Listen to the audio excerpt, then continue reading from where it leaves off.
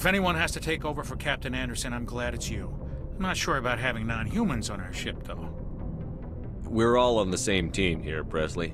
With all due respect, sir, that's what they said about Nihilus. Look how that turned out. I'm in charge here, Presley. I decide if we have non-humans on this vessel. Yes, sir. Understood, sir.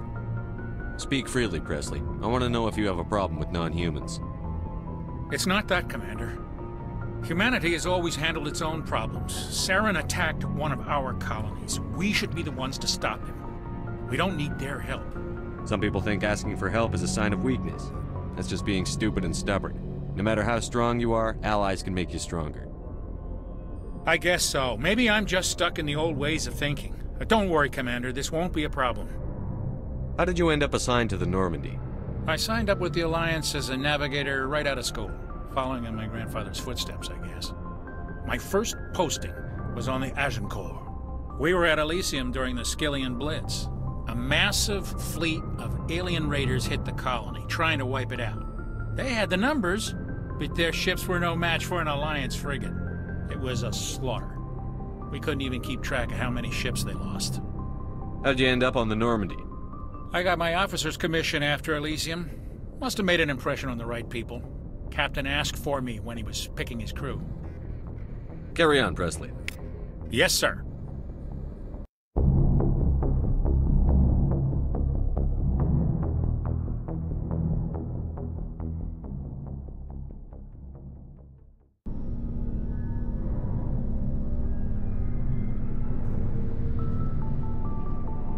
Anything you need, Commander? Just trying to get a sense of where the crew's at. Thoughts? I've wasted enough of your time for now, Commander. We'll have time for personal debriefings later. What's your opinion on the last mission? I don't see how we could have done things any better. At least not without getting to Eden Prime sooner. And we were on the scene faster than any other Alliance ship could have been. We'll talk another time, Lieutenant. Commander?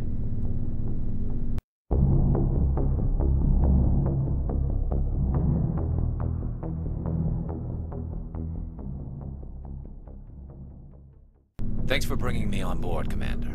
I knew working with a Spectre would be better than life at CSEC. Have you worked with a Spectre before? Well, no, but I know what they're like. Spectres make their own rules. You're free to handle things your way. At CSEC, you're buried by rules. The damn bureaucrats are always on your back. For the most part, the rules are there for a reason. Maybe. But sometimes it feels like the rules are only there to stop me from doing my work. If I'm trying to take down a suspect, it shouldn't matter how I do it, as long as I do it. But CSEC wants it done their way. Protocol and procedure come first. That's why I left. So you just quit because you didn't like the way they do things? There's more to it than that. It didn't start out bad, but as I rose in ranks, I got saddled with more and more red tape. CSEC's handling of Saren was typical. I just couldn't take it anymore. I hate leaving.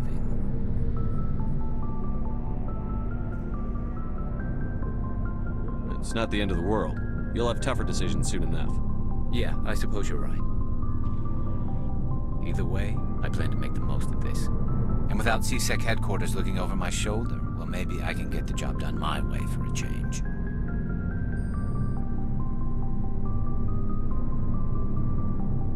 If getting the job done means endangering innocent people, then no. We get the job done right, not fast. Got it? I wasn't trying to... I understand, Commander.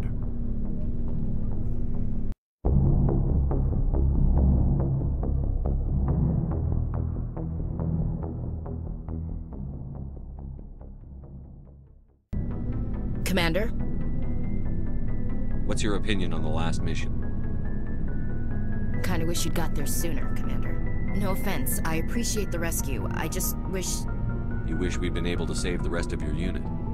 Yes, sir. If I had been more alert, we wouldn't have been cut down by an ambush.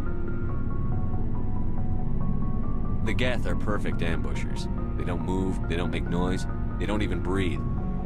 Sir, they have flashlight heads. I'll make sure it doesn't happen again. Do you have a few minutes to talk one-on-one? I'm sorry, Commander. I need to get my duty squared away. I wouldn't mind talking more later, though. Dismissed, Chief. sir.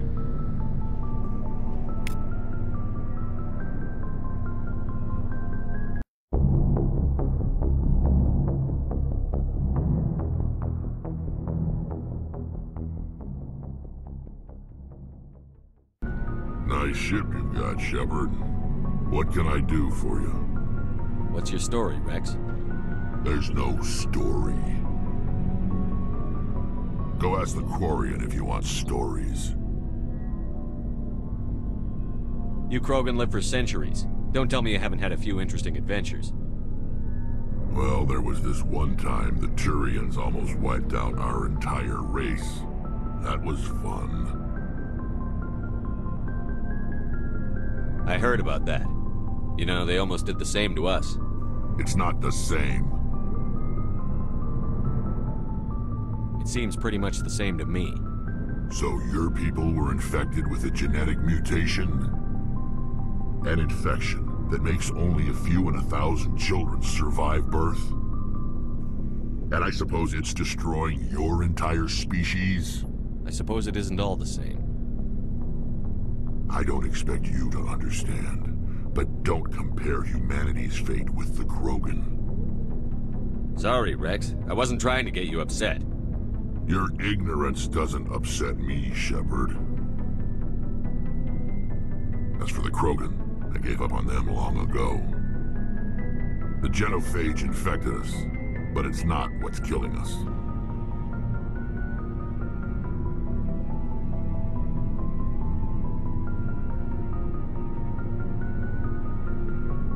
What can you tell me about the genophage? Ask the Solarians if you want details. They made it. All I know, it makes breeding nearly impossible. Thousands die in stillbirth, and most never get that far. Every Krogan is infected, every one, and no one's rushing to find a cure. Why don't the Krogan try to find a cure? When was the last time you saw a Krogan scientist? Ask a Krogan. Would he rather find a cure for the genophage or fight for credits? He'll choose fighting every time. It's just who we are, Shepard. I can't change that. Nobody can. Are your people really dying? We're sure not getting any stronger. We're too spread out. None of us are interested in staying in our own system. Lots of species have left their homes and prospered. But they go to colonize new worlds. We're not settlers. We're warriors. We want to fight. So we leave. Hire ourselves out. And most of us never go back. So long, Wrex. Shepard.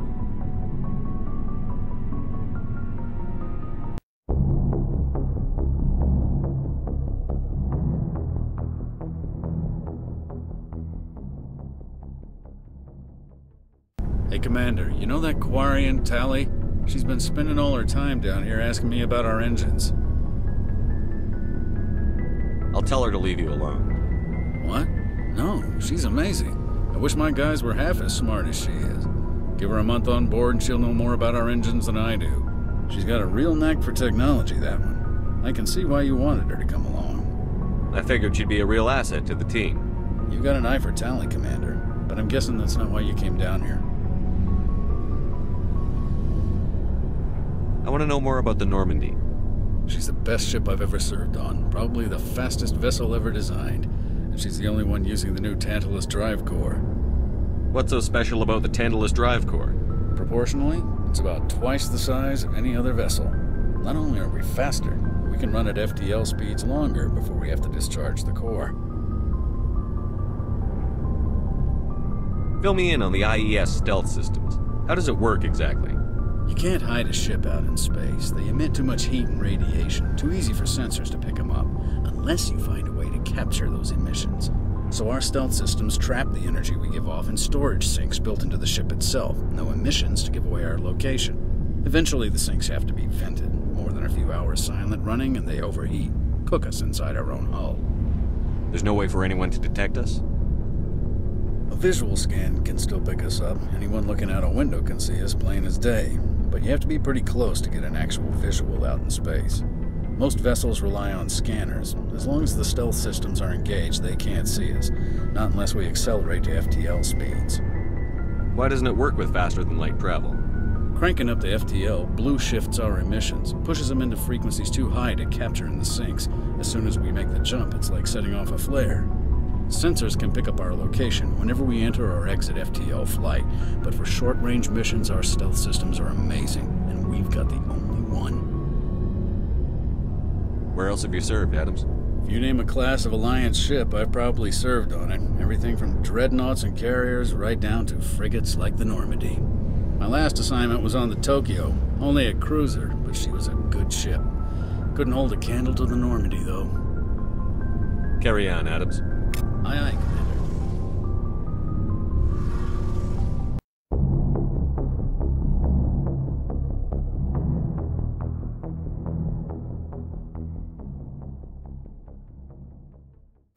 Your ship's amazing, Shepard.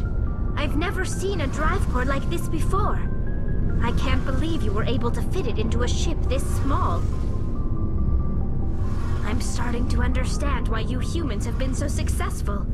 I had no idea Alliance vessels were so advanced. The Normandy's a prototype. Cutting-edge technology. A month ago, I was patching a makeshift fuel line into a converted tug ship in the flotilla. Now, I'm sitting on board one of the most advanced vessels in Citadel space. I have to thank you again for bringing me along. Traveling on a vessel like this is a dream come true for me.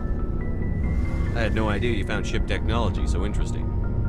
It comes with being a Quarian. The migrant fleet is the key to the survival of my people.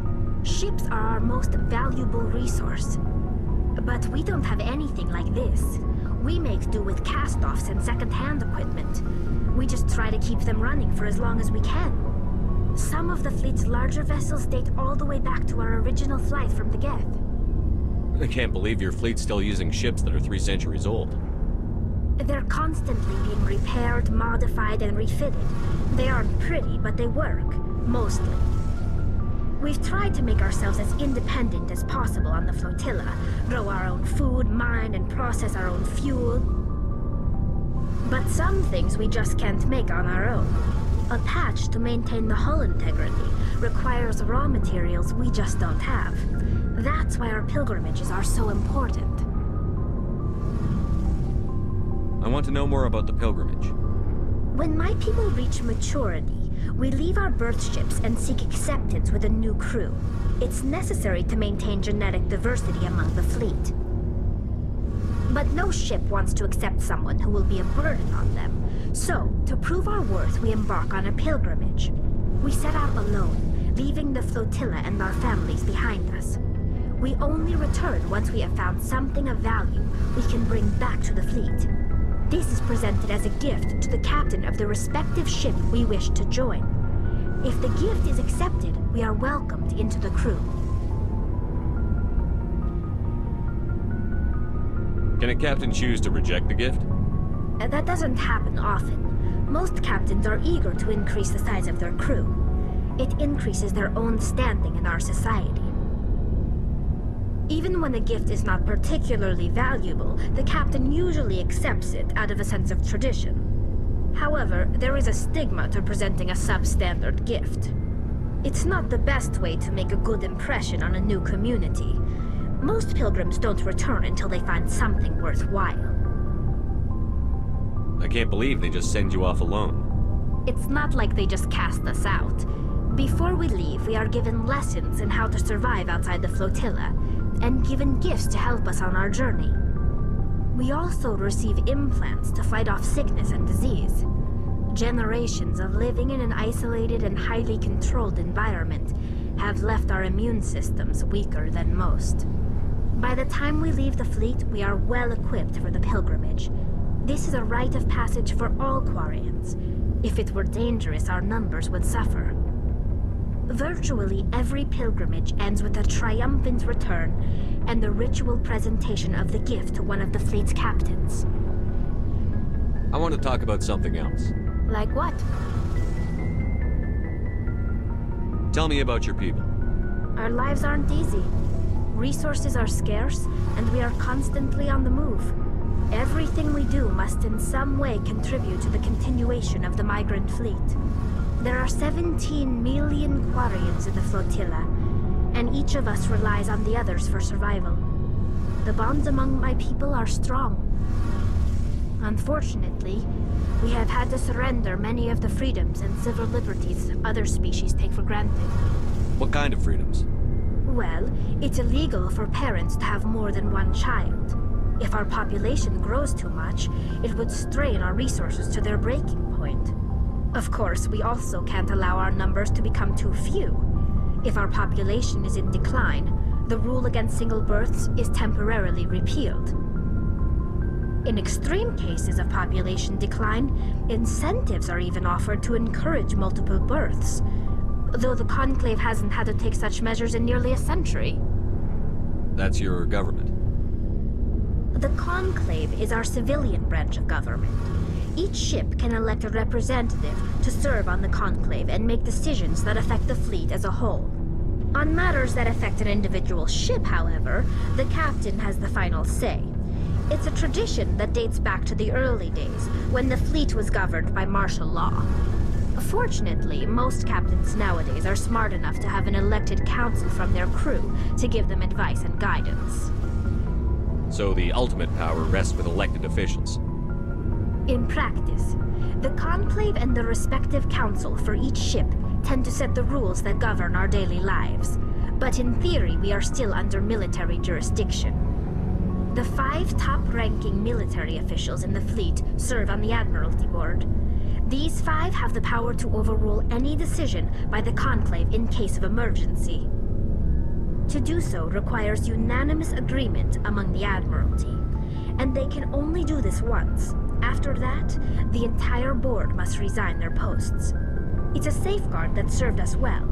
In nearly 3 centuries, the Admiralty Board has only overruled the Conclave 4 times.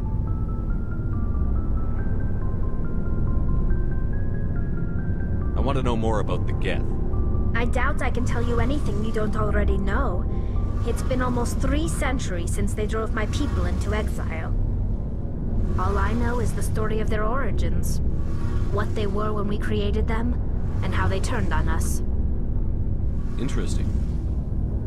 The Geth were originally created to serve as an automated manual labor force. Initially, their intelligence was as limited as any VI.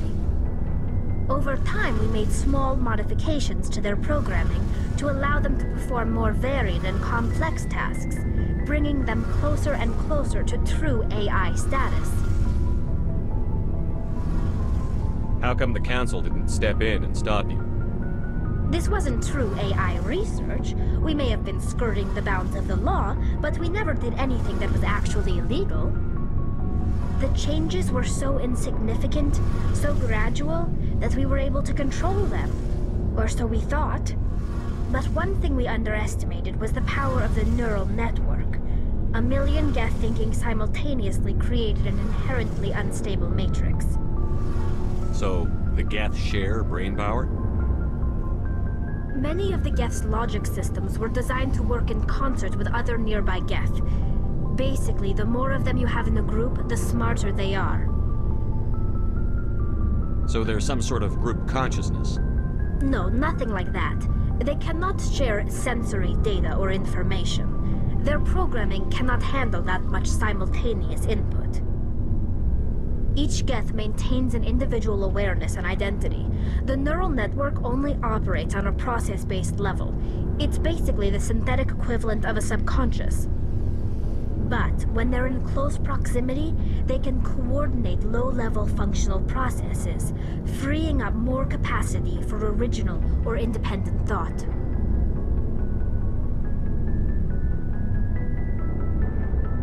What made them rebel?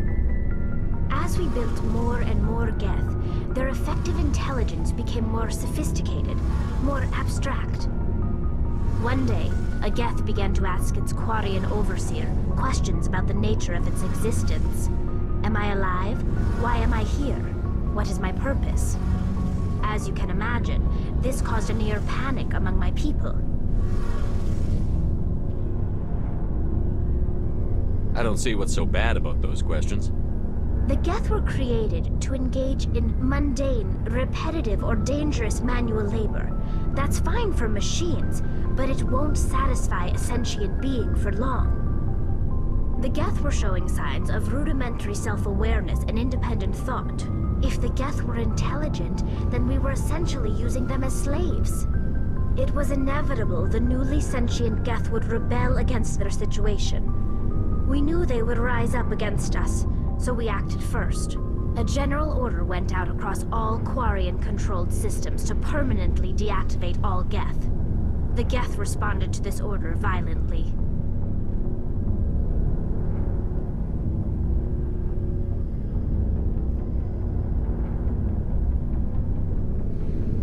You didn't really think they'd just let you destroy them without a fight, did you? The hope was that most of the Geth would still be little more than machines, incapable of organized resistance. But they had progressed much further than anyone anticipated. The war was long and bloody. Millions upon millions of Quarians died at their hands. In the end, we were forced to flee our own homeworld. We feared the Geth would pursue us, but they never came beyond the Veil. Now we drift through space, exile, searching for a way to reclaim what was once ours. It's hard to feel sorry for you. Your ancestors tried to wipe out another species.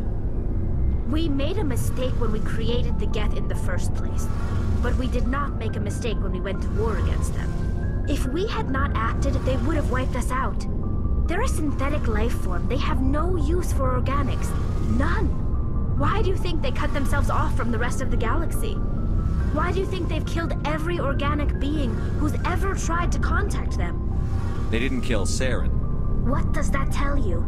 The Geth are not innocent victims in all this. They're the enemy. They want to destroy us. Not just the Quarians. All organic life. That's why they've joined up with Saren. And that's why we have to stop him. I should go.